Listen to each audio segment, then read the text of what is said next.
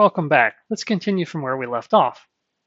Okay, so our third condition is that if the pump is requested to operate for at least 3 seconds, but the flow switch indicates low flow, then the lubrication system should report a failure.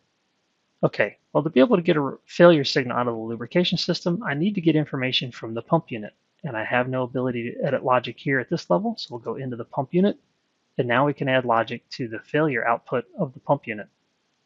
So let's double check the box here. And we'll say that the pump unit reports failure only while the pump unit receives operate. That is true because we don't want to be reporting failures if the pump's not supposed to be operating. That's not very useful. So we'll accept that much. And we have another condition here. So the pump unit needs to be able to operate, and we need to know if the flow switch is reporting that it's active, or we can say is active. So I'm going to change that. I like that word better. So flow switch flow is active. All right, so the pump unit needs to report failure only while all the following are met. The pump's supposed to be allowed to operate and the flow switch flow is active. Good, but it says that the pump has to have been allowed to operate for at least 3 seconds.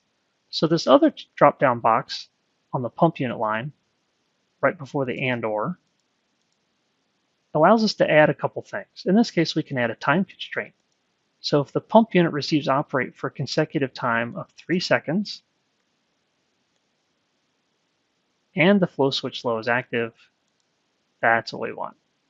All right, now the pump unit will report a failure if the pump unit receives operate for at least 3 seconds in a row, and then if we ever pick up that the flow switch flow is active, then we'll report a failure.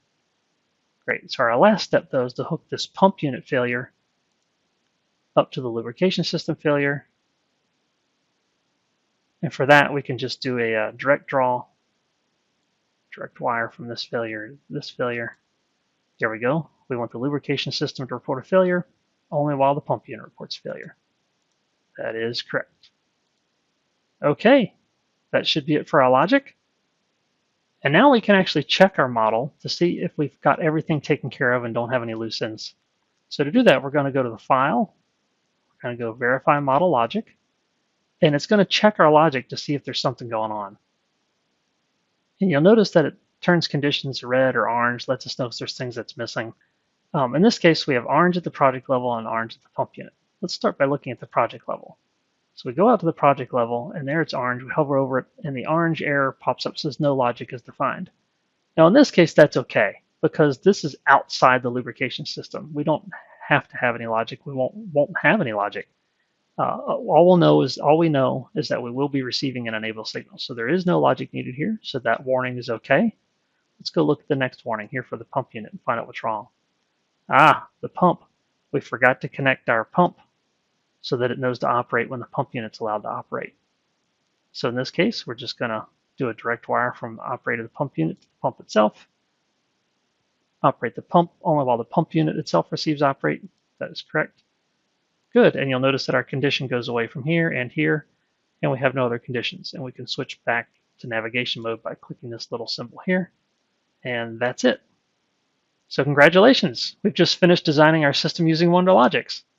And at this point, having verified our model, we could go ahead and output the automatically generated PLC code for our controller, as well as then go online with it running in the controller to see the PLC values real time from within WonderLogix, and interact with those values and conditions, but we'll save that for another time. In the meantime, it turns out we're not quite done with this model we've built. One thing that certainly happens in real life after a project has been created is that something related to our project needs to be changed or improved, and so we're going to see how to handle change orders. So keep watching and following along, and let's continue learning how to use WonderLogix as we see how to easily make modifications to our finished project. So let's be sure to save our current project first. There we go. All right, for this next series of videos, we're going to end up having 4 change orders over time. So let's find out what the first change order is. And that's a good stopping point. We'll see you in the next video.